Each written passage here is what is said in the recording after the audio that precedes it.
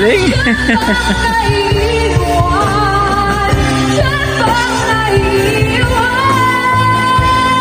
Dito tayo magkakatalo mga idol. Sa birit niya, kukuha pa niya. Wow!